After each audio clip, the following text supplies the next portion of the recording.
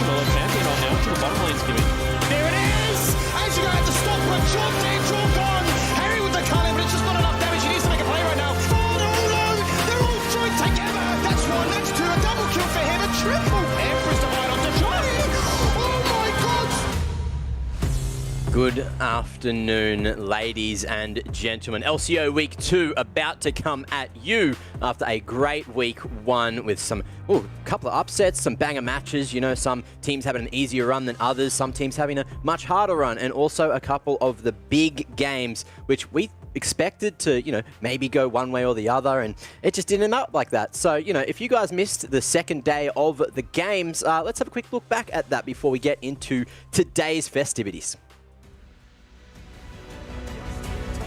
Charge is going to go through a bunch. Baron very low. It's going to go the way of the Karthus, so Gravitas will take it. And Mel flashing out, but won't go too far at all. Elisa up in the sky. Doesn't last long either, but Winterer has arrived. Incurve be able to get it. Maximize is Mega at the moment. Jumps over the wall. Shift for it out of position. Will cop the Gnar, and that might be a pentakill in a moment. Puma, he doesn't quite get it. Beats. Steals it away.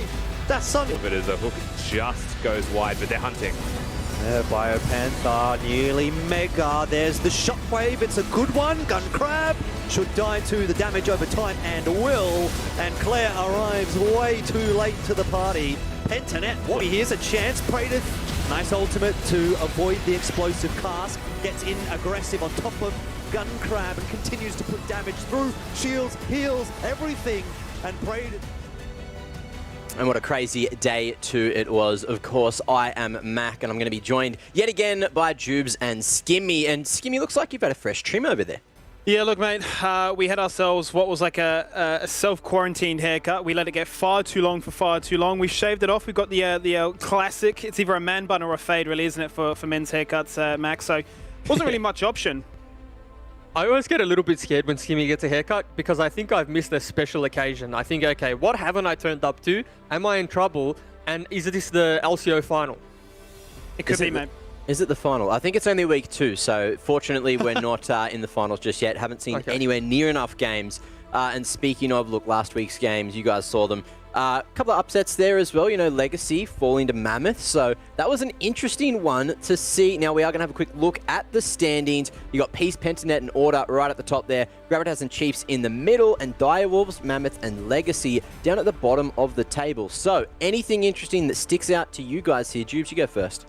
Yeah, so I think the Direwolves being 0-2 is a very big question mark for me. I expected that team to be one that would just come out of the gates flying and have a really good start to the splits, considering the veterans they have on that team.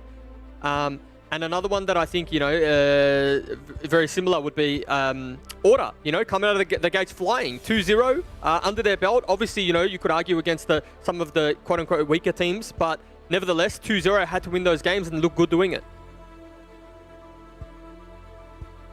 Any thoughts there, Skimmy, on everything going down? I thought Juice was going to go on further, and then I was like, he's not. I thought I'm used to like the single cam on Juice and him just rambling and me adding in like 2 words at the end and be like, that's my contribution. I agree with everything what Juice said about Order in particular, right? They had a strength of schedule situation where they went up against both Gravitas and Mammoth. And this is a team that a lot of people, I would say, probably didn't include in their top 4 for the power rankings to start off this circuit. They kind of showcased that, hey, yeah, maybe 5th, maybe crawling into that top 4, we're not too sure. So this week's going to be a lot more of a challenge for them, and the first game up against the Chiefs is really going to be the first stepping stone towards that. Well, that is going to be our first game for the day, and if we have a look at the schedule for day 1 of week 2, it is going to be Order and Chiefs coming up first. Very shortly at 6 p.m, 7 p.m, Mammoth and Direwolves going to be going mono-a-mono.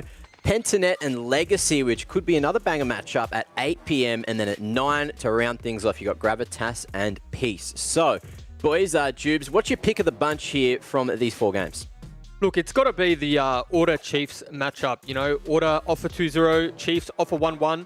I know Chiefs are putting themselves in that conversation for, top spot, and I think this is a very good test for Order. They get to test a lot of the young players, new to the, what you would call stage, I guess, new to the League of Legends kind of competitive circuit. So it'll be interesting to see how they fare up against, the Chiefs lineup, who do have some veterans like Dragku and you know, and some rookies like Kisei as well. So I think we're in for a kind of a real mechanics max game, you know. They want to flex on their opponents. They're just going to take the 1v1. They're going to overextend in lane. They're going to go for those trades. And it's just the players that they have, you know, almost, if you will, ego on one another on Summoner's Rift. Oh, well, hopefully we do get to see a bit of that. Skimmy, what about you? Is that the same game, your pick of the bunch there? Yeah, I think it's hard to overlook that first game, right? Because I almost feel like for both these teams, it kind of sets the tone for what the rest of the week is going to look like, right? You know, it's Super Weeks from here on out, 3 games per week. So it's really a time or a chance, really, for these teams to find a little bit of momentum, a bit of a stride in their footsteps to get towards what would be, you know, the days going by. Because you look at some of these teams that be coming up against come Wednesday and Friday, you know, they're going to need all the sort of momentum that they can find. All right, cool. Now, I've got a little bit of trivia for you guys here as well. So there's only one champ so far that has a 100% pick ban rate. And I'm going to give you... Look, it's already up on the screen, so everyone at home already knows. But you guys not going to get this. What champ is it? Oh, must be Viego. Am I meant to answer it, or Yeah, should I answer? Answer. Have We got to play dumb Juice. That's the whole part of the skit, mate. Kindred. Kindred, almost. I think we've seen him once or twice. It's not solo queue, mate. No, it's actually Udyr. So yes, he's still been picked and banned every single time. I think it's like one pick, and then we saw exactly why you don't let it go through, and every other game it's been banned so far. So do you think we're going to see that trend continue? Do you think there's going to be a single game where he doesn't get banned, that he slides through the cracks? I think we probably see him slide through sometimes, because OS doesn't necessarily follow you know, traditional like metas. You know, it's a lot of it's like stylistic differences. So there's types of junglers that I would consider, like, you know, Swaith did play it, but then there's junglers from other teams who, off the top of my head, like Only. It's not very an Only champion, right? You know, I reckon Only would be happy to leave that one open, take something like the Nidalee, like the Kindred, you know, the Graves, and just match the farm aspect, and then look to, you know, contest objectives and just get, you know, because at the end of the day, you'll probably ultimately end up outscaling Udyr. Udyr needs to be ahead, needs to be like at least tempo ahead, so then it can influence team fights and not just get kited and get one shot. So there's a few teams that I think might leave it open and try their luck, but, you know, if you want a safe bet, Udyr is going to be the safe bet. Yeah, I mean, there's no denying, right, the strength of the character, because he can definitely punish you, so much movement speed, he literally just buying items that face what are we talking like Dead Man's Plate, Force of Nature, anything that gives him mobility to run at you, summoners or not, he's still going to get you know, an avenue into the fight, out of the fight, and not be punished for it. So, I mean, there's a reason, right?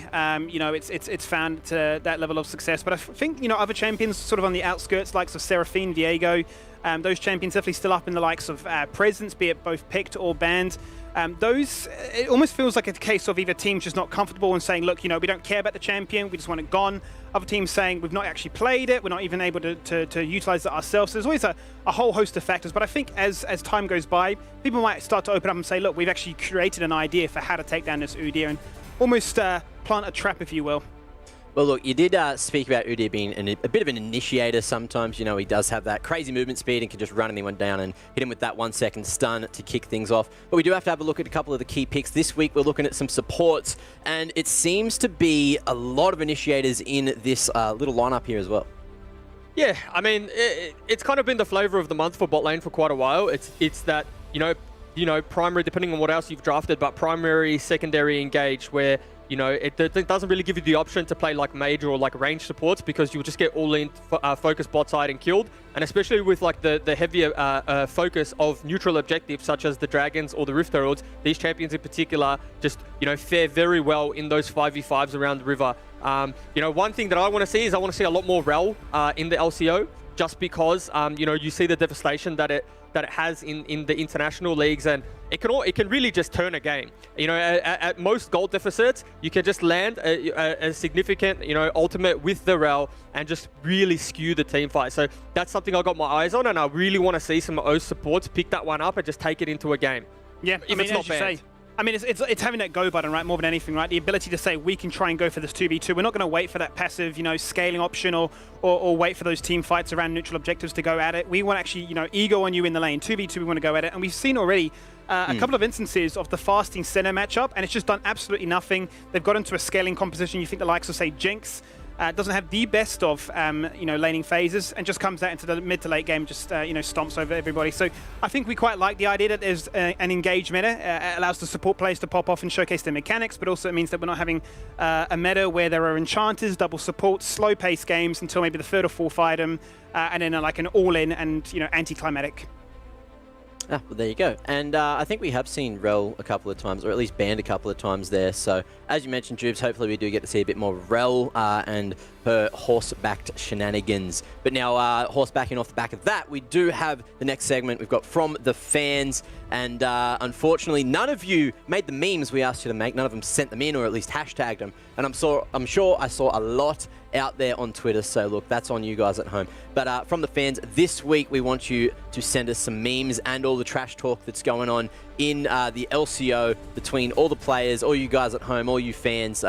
And obviously, take a photo of it or take a photo of us, memeify us, send it in at LCO, hashtag LCO, follow all the socials there as well and send them in so we can put you guys on the stream because that's what we wanted and no one did it over the weekend. I know it's a time to relax, but we need you to give us the content so we can milk you guys at home for, every penny. Yeah, Beautiful. and I mean, they're probably not getting paid overtime to make those memes, so let's be honest. Beautiful, Max beautiful. Max just throwing on the idea of saying that he's just milking fans. I mean, that's a pretty picture to start off week 2, isn't it?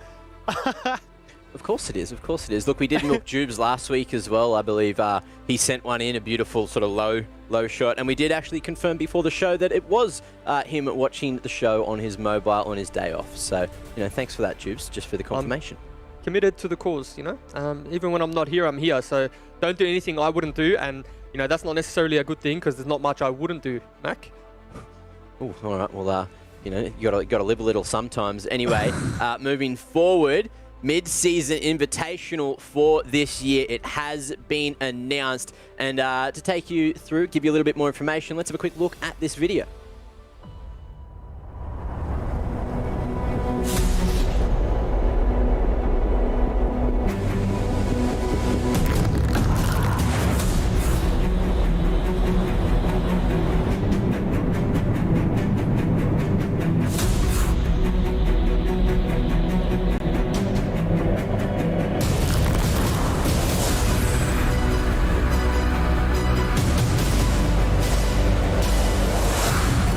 MSI 季中冠军赛 MSI God MSI is back.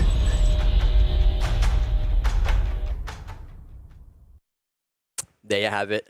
MSI is back, and it's going to be at Reykjavik, Iceland. So, no ice in Iceland. We were talking about that as well before the show. It's actually very green over there, as you could see. Very, very beautiful. We were hoping that some of the games could maybe be played, in a volcano, in one of those, great, very, very picturesque ravines going down in the valleys as well. So, hopefully we can get over there and have a look at what we're going to take to the table. We're going to bring to the table for the MSI. Well, I did say to you guys, because I'm not sure if any of you have been to Iceland, and sometimes traveling internationally can be it can be scary, right? Let's be honest. You go by yourself, can be scary. I'll volunteer as tribute, part of the broadcast. I will take myself there, unofficially, of course. I'm not, there's no deal in place yet, but you guys can just relax at home, watch it. I'll go sort it out, see what it's like, and then Worlds can be another conversation. Maybe you guys can come, but at the end of the day, I'll be there. Don't worry about it. Put me in the volcano. Test it out. Put me in the volcano. We'll see if it erupts. Bring me back a souvenir, mate. Please. Look, I'd love to go. I said that I'd bring ice, and you said there's no ice there. So, yeah, well, it's just doomed already. I mean, I think for me, more than anything, right, it's the travel time, as you touch on. What, 25 hours plus to try and get to that part of the world. So, yeah, just country gap. I don't know, any kind of gap that you want to talk about at this stage, right? We're trying to, stay trendy with the League of Legends terms. We'll just bring it into real life right now. Country gap, 25 hours. Yeah, fun times, mate.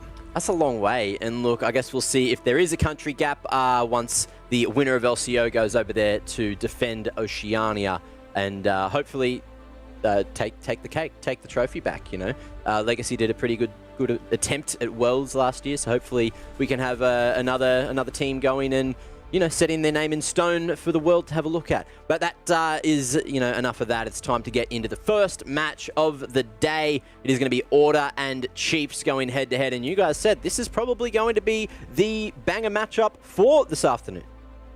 Yeah, 100%. They're both teams that I think would compare each other quite closely in terms of, you know, where they think they sit right now. And so for me, it's just going to be which team slots into that third or fourth position and has like a very solid building block to progress for the rest of the split. And you look at the identities of both teams, you would say that they're very similar in terms of how they like to play around their junglers, you know, quite carry oriented, quite farm heavy. And they definitely like, you know, they like to move as a unit. If their jungler wants to invade, you know that they respect the decision enough to like all go towards that call. And so it's going to come down to like, you know, who's got that big enough voice. Like Dragku for me, one for the Chiefs, again, going to be key to success for that team. Is he able to, you know, back up the likes of Swathe, move in together as a unit, get that vision down and play for those early objectives? Yeah, I mean, I think for me, as you quite rightly touch upon, is that they are quite evenly matched. You look at the stats so far as to how things fare on out, but I think there's like different areas of expertise. I look at the top side here for Order and Maximize. I feel like he is definitely coming into his own, and the ego to a degree is quite justified. Has lived, isn't quite at that level just yet. Still trying to find his footing as having swapped into that role late last year. I look at the bot lane then for Chiefs and say, well, that's the key area of strength for them. But the big area of focus that I'm really drawing question marks about is the mid lane, right? We see Kisei, this new rookie player, comes in. A lot has been hyped about him. And yeah, time will tell, right? There is going to be nerves about it and the sort of integration into it. And I'm curious to see if Chungy, having already made that switch from OCS, OPL now into LCO, you know, do you even classify him as a rookie anymore? He's got to really showcase that, hey, this is going to be a matchup or this is going to be a game that I'm going to make Order favored. Yeah, well, speaking The way I of look Order, at Kisei... Sorry. just before we get too deep into this discussion again, look, let's quickly bring up Order. Let's have a look at the lineup and let's take us through Juves. What you think of this one here before you get into your talking point again? Yeah, nah. So Maximize, obviously very carry-orientated player, you know, likes the Camille and likes really the champions that hit that side lane and play the split push well. Vengeance, you know, Lilia both games, so going to be interesting to see if he gets that one taken away from him. Chungy in the mid lane, you know, we know what he can do. Puma and Beats, second year together as a bot lane, so you're really hoping that they start to pull out, you know, what is deemed the lane kingdom, right? And, you know, some highlights from last week. Some just very good team fighting from Order, you know, and this is off the back of Vengeance having such a good game on that Lilia, really able to land multi-man sleeps into neutral objective secures. And, you know, when he's on that Lilia, you just feel confident that at around 15 to 20 minutes, he's just going to win you that skirmish, win you that team fight. And it's something that you need to consider. Is this just the early ban priority? And then do you decide to give away something that's a little more meta or something that's a little more, you know, prioritized? And this is what I talk about, you know, OS defines its own meta sometimes, just based off player base, and really nice disengage here. Don't have to pause and see that disengage here from the Lilia again, and it's just free reign coming down from Puma, and we won't talk about the pentakill KS that we're probably going to see in a hot minute. Oh yeah, that was a hot topic last week. It does make me a little bit upset when I do see that, and here we are, and there's not much analysis that goes into this except absolute wombo combo. And you start to think, okay, Puma, first penta of the LCO, well done, congratulations, sir. And then all of a sudden, scumbag jungler, of course, one of my mates in the jungle, just, you know what, actually, we get no credit, so take it. Your name's going to be in lights now. You're the KSer of the pentakill, at least you're known for something. Well done, Mr. Jungler. I've changed my tune. Oh, well, there you go. You even saw him flash forward, go for the zap, go for everything. He wanted it, he really did, but yeah, there you go. Well, it is time to talk Chiefs now, so let's bring up the lineup and have a quick look at that. And Skimmy, did you want to take us through this one and what Chiefs did accomplish last week?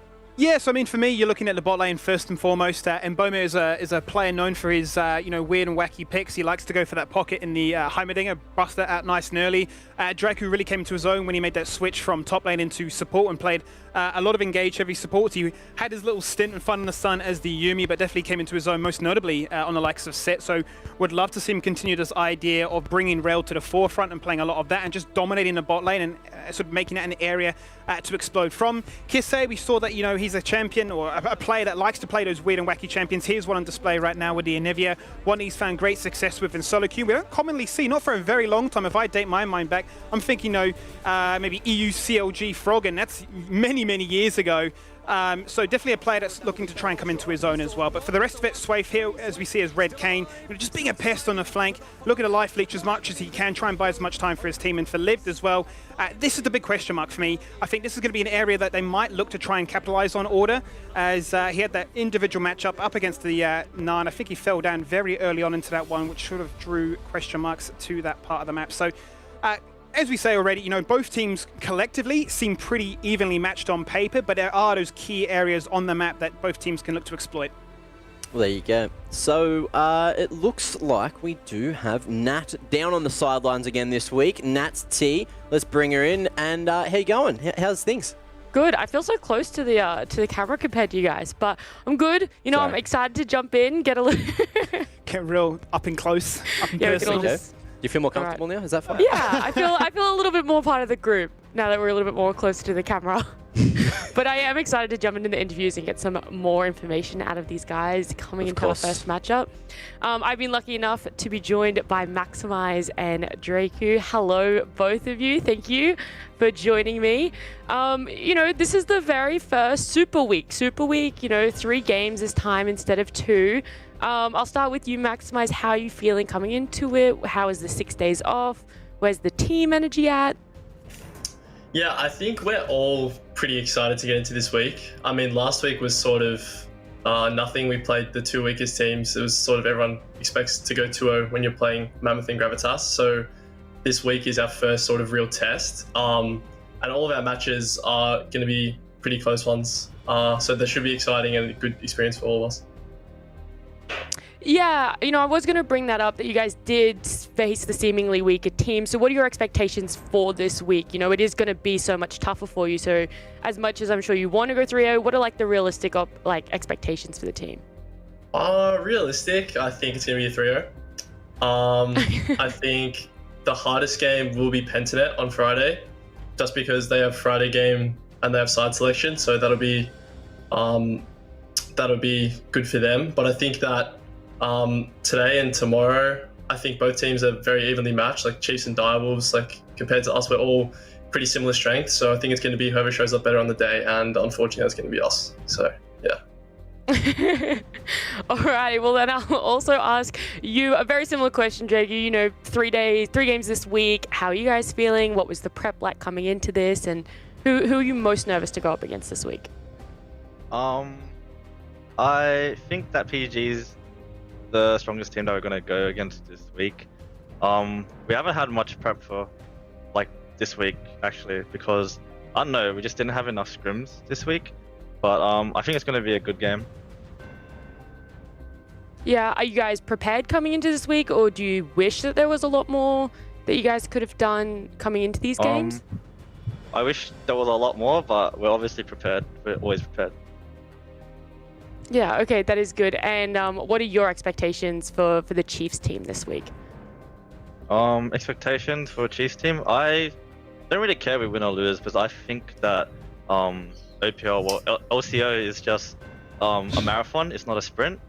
So regular season doesn't really matter to me. If we just find our form and go into the playoffs, then I think playoffs is what really matters. Yeah. Well, then, speaking of, this regular season sort of start off, how is the team synergy going for you guys? For Chiefs and Order, both of you have fairly experienced players, but also some new ones. So how is the communication, the synergy developing for you guys, starting with Draku? I think our rookies are starting to find the footing in the league, and maybe by week 3 or 4, I think they will become the best. Yeah, Lived is actually putting in a lot of work, so I think he will smurf in the upcoming weeks. And for myself, I have high expectations of myself, so I just got to perform. Yeah, I mean, we're definitely looking forward to that. And then what about you, Maximize? How's Order synergy coming together? Yeah, I think it's quite good actually. I think we're our own worst enemy. So by that I mean if we lose or something goes bad in the game, we can tilt, but I think that we've done a really good job and the coaches have done a really good job. Everyone's mental has improved so much. So I think that we're a very resilient group, and I think that when we're playing our game, that there's not a team that can beat us. So hopefully that's the version of us that shows up tonight. Yeah, that's great to hear. Before I let you both go, I do have to ask, there's a little bit of words that came from you, Maximize, last week about Chiefs. Is there anything you want to say to them to close this out, or...? Yeah, look, okay, I'm homies with a lot of people on Chiefs. I know Jackie can't hear me right now, but for the fans, there's not really exciting if everyone's just mates. So I wanted to introduce you guys to something that I made in Year 8 PDT. It's a clock that has the Chiefs logo on it. And so just like we're going to put Chiefs in the bin tonight, I'm going to put this clock in the bin right now to symbolize that. So, yeah. Good luck, Chiefs. Okay, wow, this is where you're going to end up. Draco, I know that you couldn't hear Maximize, but he essentially just said he's going to put you guys in the bin along with that clock. Do you have anything else you want to say back to him? Something you want to let him know? I don't know. I just respect Maximize and his team, so I don't really have anything negative to say. I just hope he performs and backs up his talk, I guess. Yeah, no, I think we can all agree with you on that one, Draku. Guys, I will let you go for now, but thank you so much for doing this interview with me. Good luck to both of you, and we'll see who's the real victor here. Well, Alrighty, that's Mac. very good, very good. It seemed like, I think Maximize's trash talk game was a little bit higher there. Draku taking the higher out, of course.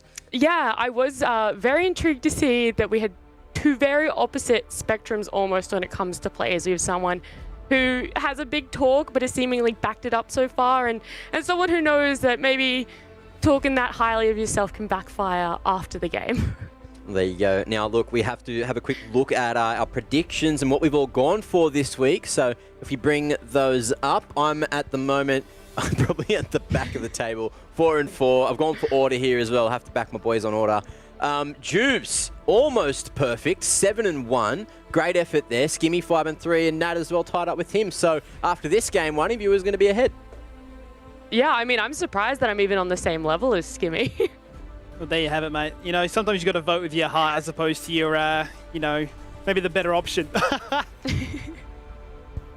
So which way do you see this one going? Obviously, you picked Chiefs here. Jubes, he's only got one incorrect decision so far, one incorrect prediction rather, and it looks like he's about to get another second incorrect prediction. So anything to say on that one, Juice?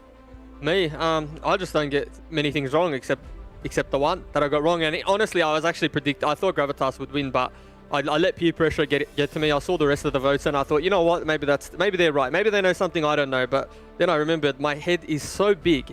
And it can only be this big if there's brain in it. Otherwise, it wouldn't make sense. Scientifically, you couldn't get a head like this unless there was something inside. And so that's what I've come to the conclusion. So now I just listen to myself. I love that Jubes' defense isn't anything to do with himself. It's definitely the peer pressure of other people. I actually like how our predictions work though as well, because I make the prediction and then Jubes will just be like, oh, I'll just copy your homework, and then he'll just put in like that one as well, and I'm like, well, now it just looks like we copied, right? So then I'll make some adjustments. So basically I'm sandbagging my own results to make him look even better, because we're all about complimenting Jubes there. So if you haven't already, give Jubes a compliment. Yes, please. Make him feel happy. Look at that smile. Jubes on Twitter, That's what we want to see. Give him your best compliment. He's so happy. Look, he's loving it already. He wants as many compliments as possible. I just want to say before I head off, man, you have the biggest brain of everyone. There is no doubt that you're going to get a single prediction wrong tonight. We just know how amazing you really are. Okay, you got to know that one. That's so lovely. Thank you, Nat, for joining us on the desk and having a quick chat with the players. So we'll see you after the game back down on the sidelines. Now, it's time to get into the brass tacks, time to talk about, head towards Champ Select. Is there anything that you guys think is 100% going to be picked by Chiefs or Order here? I think there's a 100% band that's coming through. That's probably the Camille. Yeah. Just because of the nature of both of these top laners. Lived a person in particular who loves that Camille. Maximize, who actually just climbed to like top 10 solo queue on Camille. So, I think you'd be a little bit silly to give that one away. Lilia, probably another one that I think is either going to be picked or banned. Udia, much of the same from the side of Order. So I think there are quite a few picks that, we could probably telegraph and see bans or picks coming through. Especially because these teams, they're not necessarily one tricks. but they just pick what works for them and until it doesn't work or until it gets taken away. And I think that's the best way to play League of Legends. You know, if it keeps working and you keep getting it, there's no reason to really deviate from the plan. And especially because this match, you know, it is very early in the season, may not mean the most in the context of, you know, the end of season, but you want to get off to a flyer. Yeah, Well, for sure. hopefully we do see a bit more Lilia, because obviously Vengeance has been popping off on her. Now, we do have to have a quick shout out to Esports Assessment Labs. So if you guys at home want to go, you know, test your skills against the pros, also just get some feedback on, you know, what your strengths and weaknesses are in terms of, I guess, your genetics, you know, your processing speed, your mechanics, you know, your reaction time, the list goes on. There's tests over there on the Esports Assessment Labs where you can not only go and test yourself, but you can keep going back and trying to improve yourself as a player as well, and then compare yourself against some pros as well. I think, you know, Mr. Fresh Asian is one of the pros who comes to mind. But anyway, back to the game. You know, I know you guys are very, very keen to get into Esports Assessment Labs, but we'll have to get you onto that during the break. Well, then I can actually, you know, scientifically say I'm just built different. Bro, you For just better actually or took the worse. words out of my Yeah, mouth. I'm That's built different, exactly bruh. where I was going with that one. And you Yep. can literally say, look, there's the certificate for it. Yeah. You know, you can't contest it anymore. Here it is. Just genetically built different, and that's it. At the end of the day, no coaching or training can help. But then you can still cry if you like your hands don't work right, and you just have to, you know, go see a wrist trainer 24/7. So you mean, yeah. Well, I'm sure it'd be pretty hard to go and use that if your hands didn't work. So hopefully that they keep working. And look, anyway, boys, it's time to get into Champ Select. It is time. Order and Chiefs going head-to-head. First match of week 2. Take us into it. Thank you very much there, Mac. Well, here we go. It's a big one here, Jubes. Order taking on the Chiefs. 2-0 so far for Order, but this is where it really does become really a test more than anything. Is this the week where they can sort of back up the confidence? You already saw what Maximize said. You saw Mr. Humble King himself, Draco, coming in and saying, look, you know, we need a little bit more time. I believe in this squad. There is definitely there's potential there, but we just need a little bit more time to find our footing. So this is going to be an exciting one. And it's so funny seeing Draco come in humble. You know, I just see him as the person that's very out there, very, you know, he's the gym guy, the guy with the selfies Big at the gym 180 all the from last time. year. Yeah, so I thought, you know, Draco's going to come here with a little bit of fire, but it's good to see Maximize still holding the same level of confidence when they come up against the team like the Chiefs. You know, I thought maybe he'll like reel it in a little bit, but he's just, you know, doubled down, and I'm excited to see what happens. And Skimmy, just quickly, Nocturne ban that you see here. Kisei putting in a lot of time in solo queue on that Nocturne. So it's definitely a target ban towards him, and something that they've seen him, you know, putting the time into. And sometimes getting rid of comfort is the best thing you can do. Yeah, definitely seen a few champions or a few Nocturne games on his account there, so no surprise. But sort of touching on our point from beforehand, no ban so far onto Maximizer's Camille. That was a go-to in every single game so far. And a niche champion now currently being hovered. Viego as well as Oriana were permanently banned last week against the Chiefs. With that option available, now it allows really pretty much like the exodia of options at both teams' discretion. Yeah, and you know, Viego is something that, again, Kisei's been putting a lot of time into. Yep. Swaith is a player, too, who, you know, when something comes out that's a little bit niche, a little bit, you know, off-meta, people are a little bit too afraid to try it, he just jumps right in, and he has an account where he just plays like 10 games in a row, and he actually picks them up quite quickly, so I wouldn't be surprised to see Swaith, very proficient on that champion, and it's nice to have it as like a double flex, if you will, you know, maybe they'll have a really good mid lane matchup and they'll put it there, or vice versa, so good to see, especially the flex picks are far more valuable too when you're on red side, because you can just decide at the end where it goes. And so Chiefs have that luxury of last pick, and they ultimately get to choose the matchup that they want. Well, it's interesting. As a result, really, of that first pick for the Rel, the response from the Chiefs is really no surprise with the Alistair, the knockback off that engage. And we typically see it paired with the likes of a Kaiser, with Kaiser still available. They decide to hang on to that 80 carry just a little bit longer, instead going for the option of the Renekton. Going to take that into the Camille, so we really are going to get a true skill expression here in that topside matchup, which I thought would be an area that we might not necessarily see it. Yeah, I mean, you'd argue skill expression, but the Renekton does have a very good time early into the Camille. It is really all about surviving for Camille. Camille, you know, just the nature of the kit, having to get into melee range, having to do that damage through auto attacks and things like that, you know, that's where Renekton thrives, especially early on. So it is going to be a quite, you know, live-dominated lane, but Camille mains are like a special breed in itself, right? They're happy to take Camille into any matchup. Like, you put them in a Jax matchup and they say, that's fine, I'll do well, like, I'll win that lane early, or, you know, I'll perform, and then when it comes to grouping or team fights, I'll do my job. So I think Camille mains are just really, they're not scared of anything. They just say, all right, eventually I'll outscale in the side, or eventually I'll be able to group and team fight. Whereas Renekton, you're more tunneled into like needing to have this good laning phase, because if you do fall behind, you know, you go from a crocodile to a turtle or something of that nature. Some kind of analogy along those lines. Yeah, I fully agree with you, because I mean, now it puts a big burden right on Liv to say you have to perform during the laning phase, otherwise you simply you won't really be a presence later on in this game. And you know, that is once again a bit of that ego coming through from what, you know, Maximize mentioned about putting the Chiefs in the bin. Hey, if the option is there, I'm not gonna say no to it. I am gonna lock that Camille in, and I am gonna be valid and relevant. Talking about quickly on some of the bans, a big focus on the AP options here. The pocket pick of the Ari for Chungi, as well as the Anivia, as we saw in the highlights going into this one here for Kisei. I'm not necessarily sure I agree with Chiefs out, right? You have red side, so you have the luxury of like just blind or counter picking a solo lane or counter picking a specific role.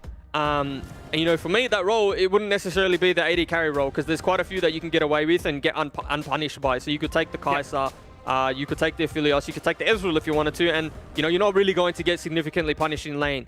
Instead, they've opted to pick both solo lanes and show their hand when they didn't necessarily need to. Sure, Syndra is a fine blind, has a very good laning phase. There's probably not much that really does well into Syndra, especially when you take, you know, certain champs off the table like Tristana. You know, we know Puma, we know Chungi's not going to play the Lucian, so it just is a little bit of a question mark, I would say. I got very excited there for a second there, Juves. Puma was hovering at the Vayne. He was one of the only players. He played 3 games of Vayne last year. I think there's only other person that did play it was 1 game by Bradiff. So that would have been an exciting matchup. They do finally go for the last pick into the Heimerdinger, and Bowman running it back once and once again. But what I was excited about is that, okay, if you are going for the Vayne angle, you really are fully investing in that bot side of the map with the Twisted Fate, making sure that you've just got TPs, Destinies, everything to guarantee Dragons, everything to try and find yourself a lead in the spot lane and ensure that this rail will find success going later on. Now, for full context, for the viewers at home that don't know, or you know, are just tuning in for maybe the first time, Mboma is a like notorious Heimerdinger player. So like when he gets mid lane in solo queue and he gets auto-filled, he locks in the Heimerdinger and he does really well. And so, and in solo queue, he's just like constantly playing this Heimerdinger. And if you remember back in, you know, a few splits ago when the meta was like mages bot lane and everyone was just running mages, he would run the Heimerdinger and he would be like known as the Heimerdinger guy. So, you know, you may see this and you think it's out of left field, but it's something that he's comfortable on. It's obviously something Chiefs have practiced, and maybe we're going to see some form of like kill threat or who knows at level 6 with the Alistar into a Kai'Sa combo. But it's going to be interesting to see. I personally would like to see Dracu and Mboma opt in for a traditional like 2v2 AD carry matchup, because I think they could arguably be the best bot lane in the league. Arguably, right? Yeah. In terms of like 2v2 the skill setting is there. Yeah. And so when you're opting in for this Heimerdinger pick, again, I'm not a Heimerdinger connoisseur. I don't necessarily know how all of the lanes go, but I assume it turns into a little bit of a farm fest, a little bit of a 1v2, and Dracu can go play somewhere else. You know, so you keep your eyes on Dracu, on this Alistar, leaving Heimerdinger on his own very early and trying to influence the top lane, trying to get the Renekton ahead against the Camille, trying to get the Syndra ahead of the Twisted Fate. And the big thing here, Skimmy, is that if your order, you want to hit level 6, you want to get to your key ultimates, then you want to influence side lanes, right? So for Chungi, as an example, for me, a big part, he's going to want to play to this Camille. He's wanted to get to 6 safely, not be too far behind this behind Kisei, and find that window in which you can ult pop, get Maximize ahead, and start to take over the game. Well, here we go for game number 1. We do have the coach of Chiefs in Kuden on standby. Welcome, mate. Talk to me a little bit about this draft. We sort of touted it as the game that really sort of sparks a little bit of life into, well, both teams' court. But, you know, for yourself, we're touching a lot on the Mboma Heimerdinger. Why is this a pick, do you feel like, that sort of continues to crop up time and time again?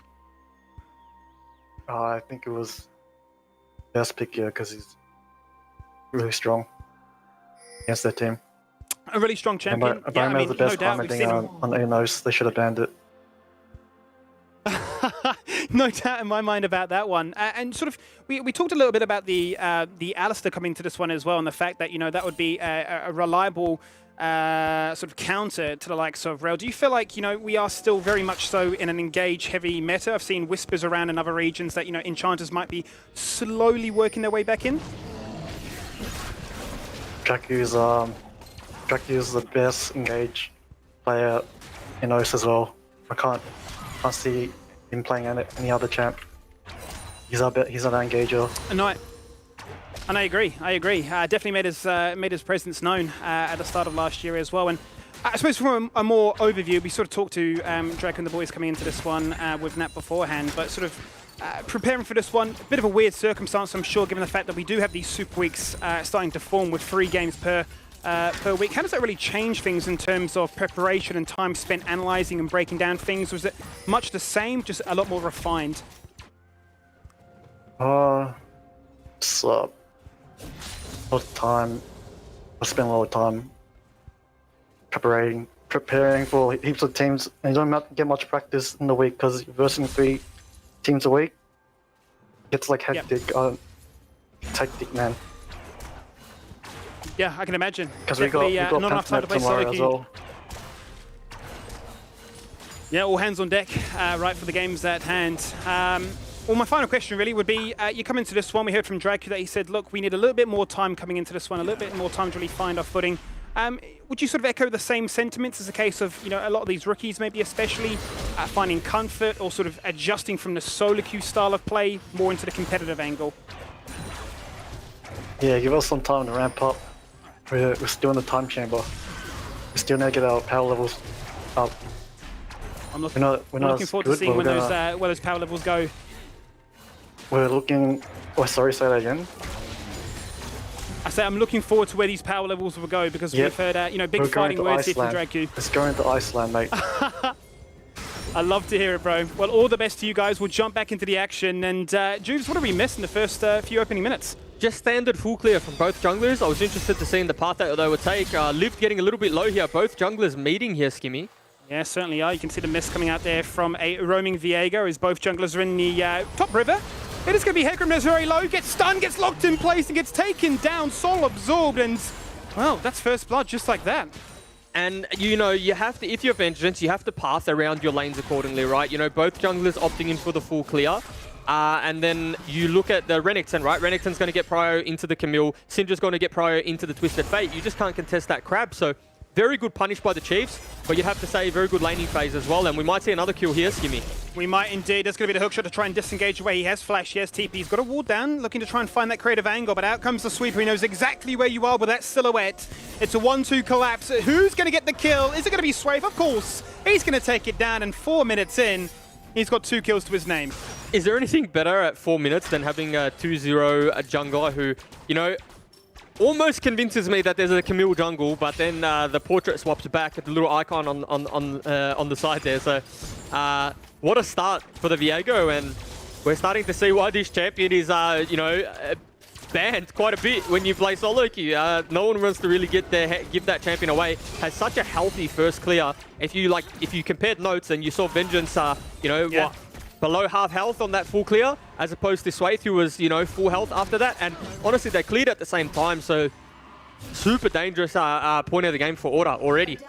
Yeah, they met for the scuttle, and as you said, Vengeance are down to at least 50%. Wasn't a favourable trade, to say the least, and double buffs were lost as a result. But in terms of the grand scheme of things, you know, how much does this really disrupt things? Obviously, there's an assist to Liv's name. He's managed to go back and purchase, as has Maximize, but he's had to use, or both have actually had to use their TP. We'll hold that pull for 2 seconds, because Swave is literally exerting so much pressure on the map right now.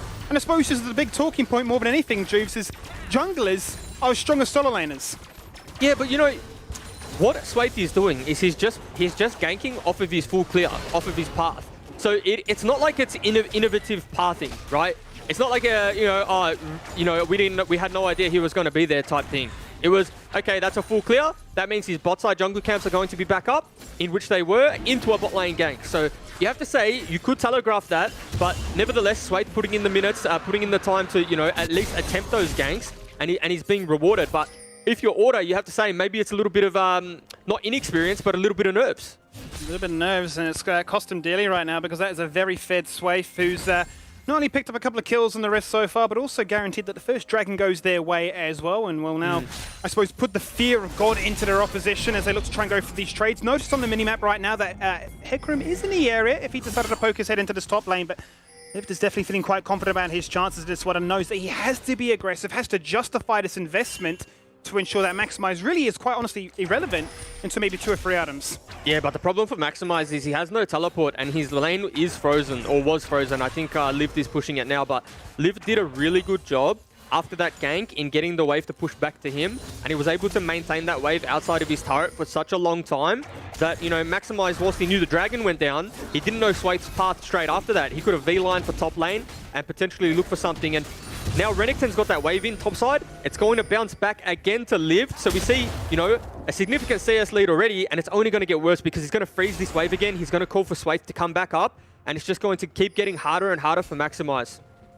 And I suppose then the question becomes then, where are we looking to try and find that advantage elsewhere then? And we really solely reliant on the likes of this Twisted Fate to find value, because that seems to be the next area that the Chiefs are targeting upon. He has got himself a stopwatch. It won't be available just yet. Definitely has the Destiny available now to either go to the top or bot side lane. And yeah, this is where you're looking at Order's composition to actually do something, right? This is where you want to see the impact on Summoner's Rift. Hecarim's hit level 6. Twisted Fate's hits level 6. You know, Maximize has the Camille ultimate now, so look at the lanes. Chiefs top side, Chiefs bot side, both overextending. It's just whether or not now they can find a window of opportunity to punish that.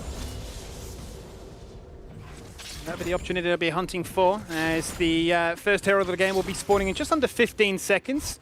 Once again, a lot of investment and focus towards this top side of the map as both junglers are pathing towards it. We'll be in the area very shortly if they do decide to force a fight and contest around it, but it might not be the wisest decision given the fact that Kisei doesn't have TP. And as we've mentioned already, Chungi has the ability to ultimate into that one. And as far as bot lane concerns, it seems to be a bit of a stalemate so far. Yeah, I mean, and I think that's what we expected, right? When we saw the Heimerdinger and the Alistar, we expected the Alistar to make plays like this. You know, before the game we said Draku's going to try his luck in the top side of the map, and you know, he doesn't even have the upgraded boots yet. He's just got the brown paper bags, and he's decided, you know, enough's enough, I'm on top side, and they might actually catch Hecarim here. They're going to find him in Tri-Brush. There's the WQ combo. He's forced to ultimate away, looking to try and do whatever he can. Out comes the Destiny. There's the flash forward with the Q. Hits him to the head, takes your soul, and says, I've killed your laner, I've killed your jungler, I'll kill you all. So much mobility coming out of the Diego there, and probably wasn't expected from Vengeance. And, you know, Vengeance obviously didn't expect Dragcoop to be top side of the map, but again, this is the luxury that you get when you run the Heimerdinger bot. And, you know, this is what the luxury you get when you run most majors. You know, what are they known for? They're known for their wave clear, and little trade here. Liv still has the ultimate, and it's just a lane gank as well. Like, take a look at this. Draku's just sitting in topside, waiting for Camille to aggress, and they're going to punish that. But, you know, it's almost to a T, right? Chiefs had this game plan from the start. They knew Maximize was the player that Order wanted to play around, and they thought, okay, if we shut him down, then we're in good stead for this match. And so far, so good, you'd have to say. So far, so good indeed. I mean, you give away his most coveted champion, the champion that he's made a name for himself on, and maybe you fool yourself into a bit of a trap. You think, you know, I should be performing better right now, or hang on a minute, why am I being focused as hard as I am? And starting to lean on the rest of your team to, you know, rise up to the occasion so far. And I think it's going to be a while away before we see this bot lane really showcase up to that right now. You can already see that the Chiefs, as you quite mentioned during the draft, Heimerdinger, very, very safe, stable 1v2 champion, and just frees up Draku to continue to act as that second jungler and find rewards. And the problem is that Order's bot lane don't necessarily have the push to like stack a wave and then dive the Heimerdinger, right? You know, the best case scenario, they could call TF down, they could pull Hecarim down, get the wave to slow push in or push the wave in as best as they can, and then dive Heimerdinger when Draku's gone. But the problem is, they don't have control of the jungle matchup, they don't have control of the river, so they don't know when Draku's gone, right? It's all well and good to say, yeah, let's dive, but if you have no idea where the Alistar is, you just can't dive. And that's just something Chiefs are doing really well right now. That's a 10-minute Blade of the Rune King on the Rune King himself. Yeah. He's incredibly strong. That would be an understatement more than anything. This wave is trying to be frozen here by Maximize, but not if anything that Liv has to say for it. He's going to pop his ultimate and do whatever he can right now. Double TP. Double TP to try and buy himself some time. He's huge. His health bar's up by 50%. Out comes the stun. Stun to the tower. Unleash the power ×2, because that's an empowered rocket from Mboma's Heimerdinger. And they're saying, just continue coming topside and we'll beat you.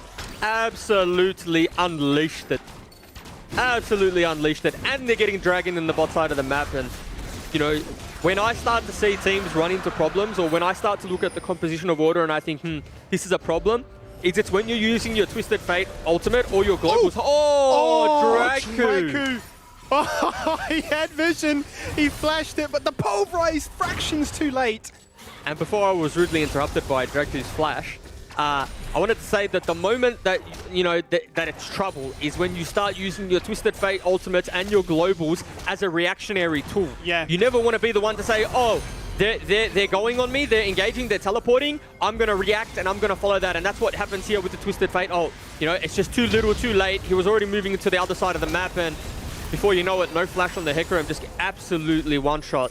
And you have to say, so far, the Chiefs are just looking like an absolute unit. They're doing everything together. They're all on the same page. And Swaith is having an absolute blinder. He's having a blinder, to say the least. They've definitely done their homework. They've got themselves well rehearsed, well practiced, and well on the money as to what their win condition is. And it's making sure that Liv gets ahead online as quickly as possible, putting Maximize in such a devalued situation. And you sort of talk about it a little bit from a Twisted Fate angle as well. You know, that first Destiny has to be impactful, and if it's reactionary, doesn't really put much faith into what could actually take place later on. There's the charge up, there's the stun, the flash with the heartbreak, he doesn't find it. 1 turret, 2 turret, takes the heal. He's going to fall down eventually, and the shutdown only goes to Chungy. Look, you'd have to argue not worth, right? You'd have to argue that's more worth for Chungy than it is Swaith. You know, big shutdown going across to the Twisted Fate. Sure, he loses a little wave. He can ultimately end up teleporting back to lane, so to minimize losses even further, if that's something that he wants to look at or something he wants to do. But, you know, a little bit overzealous, a little bit of maybe limit tests on the Viego. You know, how many games does he have on it? We're not actually, entirely sure with the amount of accounts pro players have nowadays. But, yeah, little shutdown, little, sign of hope for Order. Chungy picking up his first item now too, the Everfrost there, so see what he can do next. Yeah, Everfrost, a nice little item. Definitely guarantees a ton of lockdown that can take place there, not only from the root, but the guaranteed gold card to follow things up with as well. So make sure that that little roulette option doesn't come back to bite you. Herald being dropped. Scary threat. As you can see it on display there with the skill shot. As you say, Herald being dropped. The Dragon is a very long way away, at least 2.5 minutes away. But, based on the current tempo, they don't need to really wait for that 5v5 dance. They have so much advantages right now. They're up by 2k, make that 3. And they'll just take as much as they can with the first turret. And we talk about the Dragon being 2 minutes away, which is a little bit of time. You're right. It's not time to go there and set up just yet. But Skimmy, that's at 16 minutes. It's going to be sole point if they're able to secure that. And it is Infernal Dragon. So at what point, if you're Order, do you decide, okay, we don't necessarily have a 5v5 team fight composition, because you'd have to argue that, they have tools to team fight, don't get me wrong, but they do a lot of their damage in the side lanes, right? Attacking that side lane with the Camille, with the Twisted Fate, with the Hecarim. Sure, you look at the Rel and you think, okay, team fight's looking juicy, but, are they strong enough to contest? Because Kai'Sa has picked up item 1, Emboma has the Liandry's, and Soul Point is just a gamble you don't really want to take, because anything can happen on that 4th Dragon.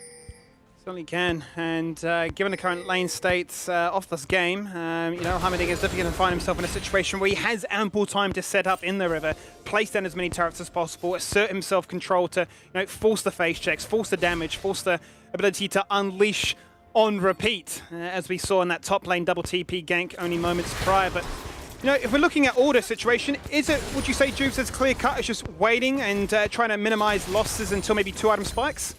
I don't necessarily think it's about waiting. It's not, let's just trade farm and do absolutely nothing.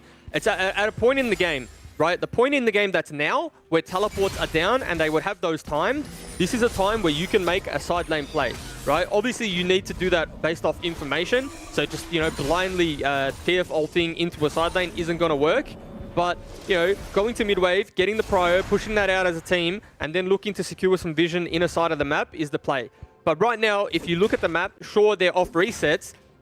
Order have absolutely no control anywhere, on any side. The best ward they have is in mid lane, which, all they see is that Syndra and Alistar are there. But pink ward control, river control on both sides is in favor of Chiefs, and you're never going to be able to make a play to get back into the game if that's how your vision looks. So, 100%. Walking in here like this, little dangerous. No priority whatsoever. Lucky not to get punished. Dismounts there, but No punish then, as you already touched upon. It's a lot of very defensively placed wards here from Order because they just have no objective, no real state of mind to be allowed to come into this pit. You're going to see what is appearing to be the full first 5v5 of the game as the ultimate goes out so far, looking for their destiny to try and chase things on through. That's a two-man fear, taking in the kill target. It's going to be Swave, it's going to be Beats falling on down first of all. There's a 2-for-1 so far in favor of Chiefs. Can they find more? The Dragon, bear in mind, is still engaged. Maximize not given an opportunity from the flanking angle even to use the Hextech ultimatum. His teammates have already collapsed their two main engage tools at just that. And now you start to wonder, is it even worth contesting this as a 3v4? Because there is no jungler for Chiefs. Yeah, both teams no jungler, so they're just going to opt in for the smite. Still, we'll see what happens, waiting for cooldowns. Syndra's able to secure that one, and there's two things I want to talk about there. First thing, I think Kisei's flash, wins them that team fight there. He's able to flash out of the rel engage. Quick finger. Good to see Kisei having a good game, right? Had some rough games in the opening week, and really, this is what we expected to see out of him very early on. And the second thing is, if you're Order, that's what a team fight looks like when you're just trying to contest on no vision, right? This is them just trying to start a fight. They don't want to give away soul point, and they're absolutely just forcing for the sake of it. Maximize isn't in position to follow up. The rel engage misses, and if you're just, diving into the backline of Chiefs composition, you're absolutely going to get kited and take a bunch of damage getting in there from the Heimerdinger, from the Syndra, and you got Dragku there for good measure to peel. So, really well executed team fight, and hold that thought, we might see a 1v1 here from Swade. Yeah, only a level down in the jungle right now with Swave, incredibly strong, and almost sort of touching back on your point from before there, almost felt like Order had, blinkers on, saying that there's only one clear objective in mind, that's get rid of Swave. Take him down. He's run a number on us in the first 15 minutes here. We need to tone him back down, make sure that he doesn't feel that he's unstoppable, make sure that they have no smite option. But, in reality, it hasn't really changed the tune too much. The Goldie still remains as it was before at 3k. There is that soul point very early on at the 22-minute mark to look at, and, the game is quickly getting out of hand. It's 3k, but you have to consider relative strength, right? Relative strength of the composition. You're thinking of a Renekton, you're thinking of a Syndra. These like two, powerhouse like early to mid game champions that skirmish really well in the river, that have the leads, as well as the Viego, and you start to think, okay, yeah, it is only 3k and 3 or 4k, and it doesn't sound like it's too bad. But again, you have to look at the likes of what Order are playing, and they're looking, they're playing the Kimura 1 to 2 items. They're playing the Hecarim that probably wants, 1 to 2 items, as well as the Kai'Sa. So, Kai'Sa is doing pretty well. You have to note that Puma maybe is an avenue in which they can play through, but it has to be through the side lane. It just can't be the 5v5 right now because, they're not going to win a 5v5. We saw what happened. Not been given the time to scale up and find their momentum. They've not had a continued idea, really, of what it looks like to step into the river. From the very get-go, falling on down to that Scuttle Crab. Since then, not a single Herald or a Dragon has gone Order's way right now. But we're looking to see how they can bounce back from this one. Already got the Mythic items online for the majority of these champions. Support still falling behind in the economy. Nothing has changed in that department there. But with the Moby boots as well, and just that initial gang, you start to really extrapolate this one and say that, it really was a clear-cut idea of, unleashing and freeing up Mboma to do what he does best on his pocket pick and putting as much as they could into Liv so that, what was stylistically, or at least what a fan expectation was, that, Maximize should body this matchup, has really been met with a lot more adversity than he would have imagined right now. And as you can see on the screen, that's going to be the Chiefs picking up the first 3 towers. Yeah, and I mean, it's just good map play, right? They took the mid turret, took the bot one, and gone and taken the top one. So there's no rush from them, Although you would argue that Order are the ones that outscale, you wouldn't say that, Chiefs feel the need to do anything crazy, anything ridiculous, just playing the map methodically. And I'm going to hold that thought again because, as I say, methodically, it's an all-in here. It's an all-in indeed. There goes the TPs, there goes the Heartseeker, takes your soul, takes you with you, looking to try and jump away to disengage. That he does quite successfully. TPs coming in on repeat. Baron? And they say, well, we've taken out your jungler. He's down for 30 seconds. We're just going to go to, run it down at Baron. They have to contest. But Heimerdinger, has such a very good Baron take. Half HP on them though. TP coming through, flashed. Ultimates having been popped there. Dominus is used very early on for survivability. Strength that they will no longer have. And that has dissuaded the Chiefs from going for what could have been a Baron to try and seal the deal and continue this momentum and give them that extra degree of spice going into a soul point in just under 60 seconds. Yeah, and maybe Soul point seals the deal instead, so they think, you know what, no point, no need to take that risk to flip the game at Baron. We'll reset, move into bot side river, secure that vision, take the Infernal Soul, and then we'll talk about the Baron later. And you have to think, maybe a little bit unlucky if you're an Order fan. Cloud Soul is quite prevalent these days, so they're probably kicking themselves that there wasn't a Cloud Soul in this game, because it'd give them a lot more time to play the side lanes, a lot more time to give up those dragons, and then they really only need to contest once it's the Elder Drake. So a little bit unlucky, but that's what happens sometimes when you draft early game compositions. You do roll the Infernal. Certainly do, and they've hit the absolute win condition, to say the least. This is what you tend to see, and probably what you'd expect. The Rift Herald poised quite nicely in the mid lane, throwing a dilemma to your opposition as to saying, well, if you're in the river, you're not allowed to be. That's going to guarantee at least a turret, because you can see where Order are postured right now. They're saying, forget the Herald, we want to catch you out of position. Yeah, and I like dropping that Herald there, Skimmy, because it forces them to make a decision now. Do we want to lose another turret? Do we want to lose the farm? Or do we want to contest the dragon? Obviously, they're going to contest the soul, but it's just another headache that Order don't need. Yes, the turret's fallen on down, as you saw on your screen beforehand. That Herald is still putting in big work right now. That dragon, this is for Soul Point. This will be the fourth to their name. Look at that! Unleashed power goes on through. The beach jumps on through. Look at it, trying to use the Magma Storm to good effect. They've stolen the dragon. They have stolen the dragon. Maybe this could be the turning point for Order. Maybe they bought themselves just enough time. Kills are coming up big time here for Order. They said, forget it. We'll get the ace. We'll only lose beats. We'll get a dragon. Now we'll take Baron.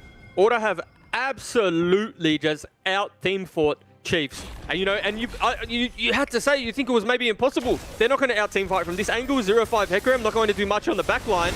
But watch the replay here.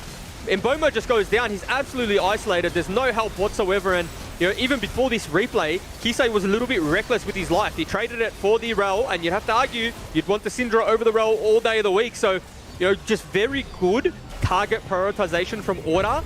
And Chiefs just letting key members fall down in moments in which they couldn't. So, maybe they need to reassess the way they're playing team fights. But while it was all doom and gloom for Order, Skimmy, I would almost argue they're in the driver's seat now. Baron buff on their members, composition that, outscales in the 1-3-1. Yeah. And not really a huge goal deficit.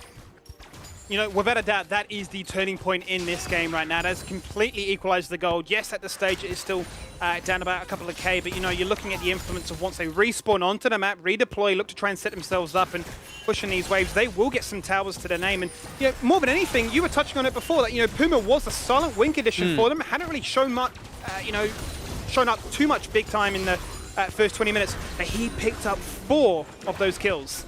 Yeah, he's just 10 CS per minute, uninterrupted in the back line, right? Like, when you're ahead, the thing you should be doing when planning a team fight is talking about the members that you want to take down, the members you want to focus. And it really looked like Chiefs didn't do that, because Puma was just allowed for the whole skirmish to just free hit, and that was evident when he picked up that triple kill. And now, you have a very big problem in Puma, and Twist of Fate hits the ultimate. We'll just look at a turn of fate right now. They're going to go for the aggressive engage so far. That's going to be Sway looking to disengage away, unleashing the power. There goes one. That's going to be the Twist of Fate falling on down as a result. It's the Chiefs coming in. 2 at Baron buff inspired team, but they don't care. They'll take down 2. Maximize on the flank. He goes for the kill. He flashes away, but he'll fall down eventually as his ultimate expires. So does his health bar. Puma doing whatever he can right now. Still has the killer instinct. Using it to good effect. Buying so much time. Oh, he buffered his health for such a long time, but eventually he falls on down. Baron buff is overrated. This team have been debated, and that's a back-to-back ace. I mean, well-played team fight from the Chiefs. I mean, they were the ones that disengaged that, right? Chiefs didn't opt in for that fight. It was Order that decided, it's go time. Let's try and pick these members here. But again, diving the back line against a Heimerdinger, against a Syndra, you never have a good time following up. It's just a little bit too deep there from Order, and it's almost unnecessary, right? You have the Baron, but I'll stop that thought there. So just a little bit too deep. Watch the Hecarim, watch Chungi on the backline here, absolutely obliterated by Mboma. And from here, it's pretty clinical, right? It's just a pure, skirmish. A lot of CC coming through from the Chiefs lineup here, and this is what I'm talking about. They're peeling for each other in this team fight. Kisei and Mboma on top of each other, the carries that need to sit together and play and kite back, and it's just a really well-executed team fight. And what I wanted to talk about before the replay was, Skimmy, is that it's just a team fight that Order didn't need to take. We were talking about they could play the side lane now. They have the Camille with the 2 items, with the Baron buff, going to be very hard to stop, as well as the global ultimate from the Twisted Fate. But they've just little bit of inexperience, didn't opt in to play their composition out how it should play.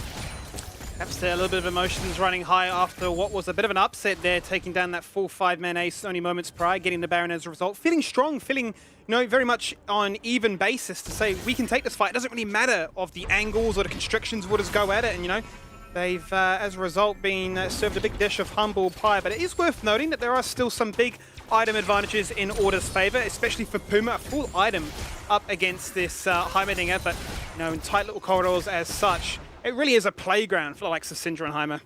Yeah, and it definitely is. And you look at the Void stuff that's just been picked up too. So any magic resist that you got from your Mercury treads, because at the moment that's all the magic resist that they have, it's completely gone. And there's some significant amount of damage coming through from both members of the Chiefs.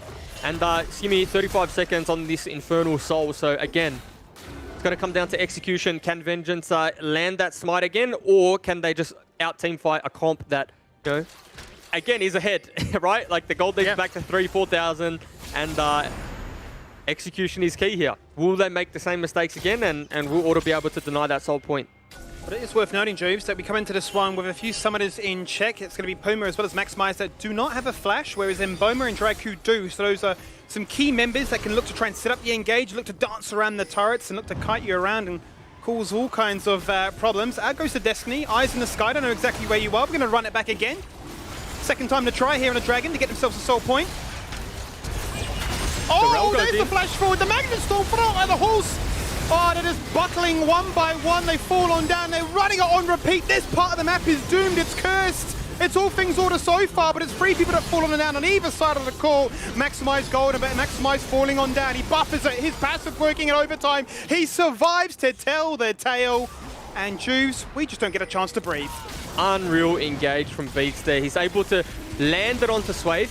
Gets it onto the Viego. Viego gets absolutely one-shot, does not participate in the fight. You'd argue maybe he has to flash. Maybe he's just got to be quick enough to flash there. And then all of a sudden, CC lands on the backline. Puma's able to just fly on in and completely assassinate whoever's doing the DPS for the Chiefs. So again, such a good team fight from the Order bot lane, and really good just follow-up all round. And mechanically, in terms of the micro department, Order are just coming out on top. The way that they're playing these team fights is just a little bit better than the Chiefs, and it's a game of centimeters at that point, right?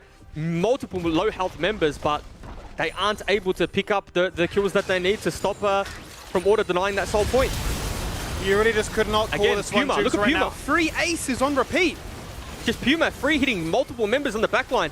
Perfect Zonya's coming out from him too. He's able to completely negate the damage coming out of Lift. Draku does his best to deny Puma from getting any more damage through, and you think maybe Lift can turn that with a little bit of lifesteal from the Renekton Q, but it's not enough, and Puma is just absolutely 1v9 this game. It certainly is. Two well executed stopwatches there. The same could be said there for Maximize, who survived enough just for his passive to come online. One tap and one shoulder to pat his teammates on the back and say well done, because this game is quickly descending into a bit of a bloodbath here as we got ourselves 31 kills across the board. Soon to try and eclipse the record in the LCO. But they don't care anymore. They don't care. We want to force a fight. We've called out Draku. That ultimate, it means nothing. Negates a ton of damage, but you're just too squishy at the end of the day. Dominus is there. He flashes forward, hits the stun, and powered it just that. You're locked in place with Hextech ultimatum. Swave takes your soul. And, well, it's a 2-for-2 trade once again. The Heimerdinger's just doing so much damage. And, wait, they're not done! They want more. That's his stopwatch now, and he'll consume another soul. And, well, both the horses have fallen on down, and they will not be galloping towards Baron anytime soon. No, they won't be, and it looked like such a bad fight for the Chiefs, right? You thought, okay, Order's potentially going to win the game here. Either that or they get the Baron, and hold that thought, Skimmy. I'm going to let you take over again because they've tried to 3-man the Baron and they're contesting. Oh no, here we go! Look at the damage there for Puma. He's actually trying to 1v9 right now, and Puma's going to die to the Baron. The Zonya's expires. He's forced to flash away. He's so damn low, he can't re-engage. They're going to try and use those orbs and those stuns from such a long distance. He's playing cross-country, but Zonya's on repeat. Build these people a statue. Finally, Swave. He starts the game. He'll end the game. He gets more and more kills. And Swathe has absolutely turned the game around for his team, and he's not done just yet, Skimmy. He's looking for the final kill onto Puma, But again, it's just outplay after outplay, right? You think Puma's, he's outplayed them there. He's used the flash to juke a lot of the stun coming from Kisei. He's got the damage down. He's killed Mboma. And you think it's enough, and it's just not enough because Kisei, hold that thought again. Oh no, there is just no relentless. It's just go, go, go. That's the only thing they know. They're in there about it. We'll take your blue buff. Thanks for the donation. This time we want to go for an objective. Please do not steal this away from us. Hecarim, this time, says enough is enough. There's too much to digest. I'm trying to break it down, and before you break it down, there's another thing to break down, and then before you know it, 31 minutes into the game, and I could talk about the team fights that happened 10 minutes ago. That's how much it's happening, and the Baron power play, Skimmy. Now, the team with Baron historically has always thrown, okay? So can we see, do you think we can see a setup in which they use their vision correctly, they use their minion waves to then push either down a lane and secure the dragon and the soul, or take an inhibitor? Well, this is interesting. He kept a close eye down the mini-map. As Chiefs are going for the Baron, Order spent that time going towards the opposite ends of the map.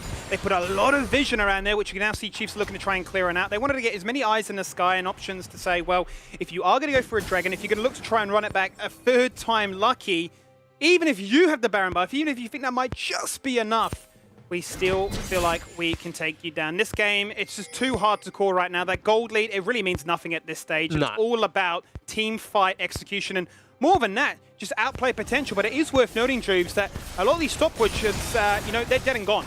Yeah, and it really, it's just execution now. The big one to point out is that Mboma does have the Zhonya's up, so he's going to be able to exist in a team fight for a long period of time and have his turrets, pumping out that damage. Important to note, Death Cap's been picked up as well as the Void Staff, so he's going to be doing a significant amount. And maybe that stopwatch is going to be key here because multiple fights in a row, Puma's had backline access where he's been able to assassinate Kisei and Mboma, pretty much at the same time. Yeah. And so maybe that stasis is going to be the difference between winning and losing this dragon fight. But again, I counted Order out very early on into this game, and I'm not willing to count them out of this fight yet. It is just going to come down to execution, and keep your eyes on Swaith. Your eyes on Swaith, and keep your eyes on Puma as well. Those seem to be the two big members right now, flying the banners of hope and success for their respective teams. As we now find ourselves in the El Clasico, the option of, well, who goes for this dragon? And do we want to run it back for a third time lucky? It's a weird and wild situation here, Jews. The standoff begins now. Standoff does begin, and third time lucky if you're a Chief fan, right? Surely they can't take this dragon 3 times in a row. Ghost has been popped. They've got it. That's it. The Infernal Soul has been picked up by Chiefs. They got damage. They got Baron. They got everything they need to try and get the job done. That's 2 kills to the name so far. Max Mice has stuffed away 1. He's taking out the Syndra. Kisei, the focus. But he isn't going to be enough. Because he says, my life is worth, if we get an ace, it's ace upon ace. It's all we do on this game. And that, finally, Juice, might be the option that Chiefs have been hoping for. This might spell the end here, Skimmy, and you have to say this was the team fight you wanted to see from the Chiefs with this composition. Have multiple members, have Dragu, have Liv just sit on the likes of Mboma and Kisei, so they're able to, pump out as much damage as they can before they fall down. And, again, just a much better executed team fight. And you probably have to say thanks to the Infernal Soul there, right? Probably did a significant amount of damage and assisted them in winning that one there. A lot harder than it needed to be for the Chiefs, but, whilst Chiefs did win, congratulations. You have to say, very good showing out of Order still. Even though they lost, it did look like all doom and gloom early, but they were able to pull that one back from the brink. And, we spoke about before this game, these two teams evenly contested. And, I think that game is what we saw. I mean, we touted it as the game to watch, and for good reason as well. I mean, we saw how evenly matched they were, and it was just fully reciprocated there on the map. And, we could talk about lane matchups and what we expected. The homework was done. The ideas were formulated as to how they wanted to try and address that, deal with it, and strategize around it. But, for me, you look at Order and say that maybe their early game, it just fell out of their hands for such a long time that Twist of Fate just wasn't able to find the options that he'd have been hoping for to try and get those picks. And Puma was just playing out of his mind to try and 1v9 carry that one. But at the end of the day, ace after ace, the Chiefs finally were able to break the deadlock, break the curse, and get that third and final one. And Mac, I mean, we touted it. We wanted it to be the biggest game. How were you? I mean, I'm sure you're sweating just as much as us watching that game.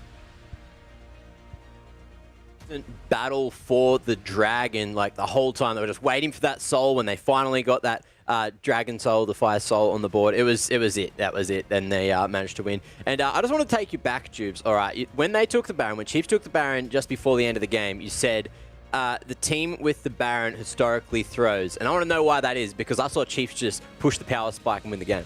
Well, you know, the Baron before that, right? I should say. The Baron before that, they had... they weren't able to close the game out. And so I was just thinking, you know, maybe it's going to be a little bit of a overconfidence, overzealous, and they're just going to try and end the game in a period in which they don't need to end it.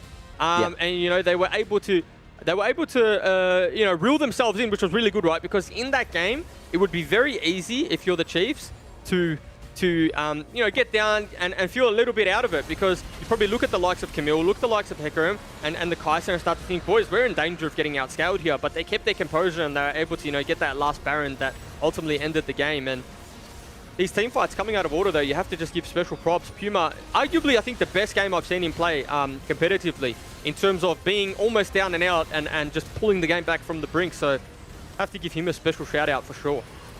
Yeah, he kept to himself. He said, look, there's always going to be that win condition, always going to be that hope. And you know that Maximize was always chomping at the bit to showcase, I've been given an opportunity to play Camille. This is the reason people fear it. They ban it. They don't want me to have it. And you know, just so many beautifully well orchestrated plays here, dabbling around with the idea of not only flashes, but skill shots, but terrain areas, be it close combat like you can see here, be it open river, as we can see here, and just sort of the micro adjustments that the teams made to try and find any degree of success, regardless if you had Baron or if you had a major buff or item advantage. Yeah, and the game was team fight chess, right? It's you know, you move this piece here, and next team fight we'll move that piece there, and it was almost just like on the fly adaptations was going to win this game. And you see here, obviously the Infernal Soul a huge factor in this team fight, and you start to think, oh, maybe Order are going to win this one too. But look at the Heimerdinger turrets just doing so much work in the backline, and they were able to keep Emboma alive the whole time. So again, really well played and good on-the-fly adaptations from both teams, and ultimately Chiefs come out. You know, we're talking about them being one of the top dogs in the league. There was another point as well where I feel like Order could have made that comeback a bit more of a reality, and it was when they dove the backline, and you said you never dive a backline against Heimerdinger and Syndra, and why is that? Yeah, so Heimerdinger's just got so much disengage, right? Heimerdinger's got a stun, you know, and can kite back quite easily, has some rockets, and then the turrets also just keep hitting you. So if you're diving into the backline with a Hecarim, you have one tool to engage. If that's flashed, you're so deep, the turrets aren't going to stop, as well as the Syndra stun coming on through. Ultimately, you end up just never moving, and the turrets just keep hitting and firing and firing and firing. And unfortunately, if you're a Hecarim, you only have so much life points. I said life points, but maybe that was an analogy to another game that I used to play as a child back in primary school, Yu-Gi-Oh! Oh, yeah, indeed, mate. It's too early in the night for that one. But nevertheless. Yo. Yeah, you know, all that. Anyway, back to it. So, so Heimerdinger, you know, we spoke to or you in particular, Skimmy, spoke to the coach at the start, and he said Dragku has the best engage out of anyone in OST. You could see that, you know, really early roaming, making use of the lack of warding, lack of vision from Order in that early game. And you guys said that it was Heimerdinger that allowed that. So him being able to play that solo lane seemed to be something that Chiefs managed to really use in their favor today. Do you think we're going to see a lot more of that going forward? Hard to say. I feel like it was almost a case of them trying to, you know, come into their own of getting some momentum. I mean, it allowed also Nutella and that Puma to have a very free laning phase, just to farm up uncontested. So there was definitely a trade-off made as a result, but the trade was really a case of Swaif carved out a path topside. He ensured that Liv would put Maximize in a bit of a checkmate situation, and it meant that, you know, Order was so scared to even roam the map, even poke their head into a lane, that then Alistair or Drag, who had the option just to roam up and leave Emboma to his own device there. So, you know, we talked a little bit about it on the cast itself, but I just think it was such a beautifully well orchestrated idea of, you know, this is a team, this is what their strengths are, this is what they're going to look to try and do, and this is how we can look to try and break it down. All right, cool. And we do have a little bit of an issue, you know, getting down to the sidelines today. So we're going to have to cut Nat out for this interview. But I've got some good news. We're going to be doing it. So we do have Swaith on the line. And, mate, look, you know, congratulations on the W. I'm sure you're happy with that. And can you give me your thoughts on Viego as a champ? Because you played him to a T, mate. Sorry, I think you cut out, but anyway, if you can still hear me, I would say that Viego is probably one of the best champs in the game right now, and like there's no real hard counters to it unless like you're talking really niche stuff like Rammus. So realistically, giving it like to us early in the draft was like exactly what we wanted. And yeah, like for the most part, I think it should have been a pretty clean-cut game, if not for some misplays on my part. All right, Juice, do you have any questions for Yeah. Swave? Well, I touched on that before broadcast, Wave. I said, if there's a guy who's got an account somewhere that's putting in time into Viego, it's probably you. I say you always like have the time to put time in on those champions, and you're probably going to pull it out, and you did to great success. Talk to me what kind of, this time around, coming into this Chiefs lineup and the first 2 weeks, what's it been like? Is it like a resurgence? Do you feel like you're a different player than before when you were playing competitive? And how are you feeling right now? I feel like it took a while to come into form for me, especially like starting out after a year break. So I was like really rusty. I was like essentially just like a diamond player coming back into solo queue, which was a bit of a shock. But I would say I'm probably about like maybe 70% of my former self back when I played on like AV in like 2019. I felt like I was like probably a top 3 jungler back then, and now I'm looking probably at the top jungle spot like for now in the region. So I'm feeling pretty confident, although I would say that the jungle competition is very, very weak. Skinny, you have any? There you go. Yeah, no, absolutely. Congratulations, Sway, on the win there, mate. We were really excited to see the Viego come out once again. Been banned away against you guys 2 from 2 games so far. So to sort of showcase that, hey, this is the idea we want to go for. Was there a clear, understanding that, we're going to really make sure that Maximize eats his own words here, because there's a big emphasis on going topside, punishing him, and I suppose with the current ideas of what jungle is, getting ahead of the clock well beyond what we'd imagine. Yeah, so I think ORD are a very choreographed team. They kind of have one trick. It's play around topside and hopefully make a cheese early game with their jungle. So they didn't do the first one. Well, they didn't make the cheese, and their topside kind of just falls apart against Renekton.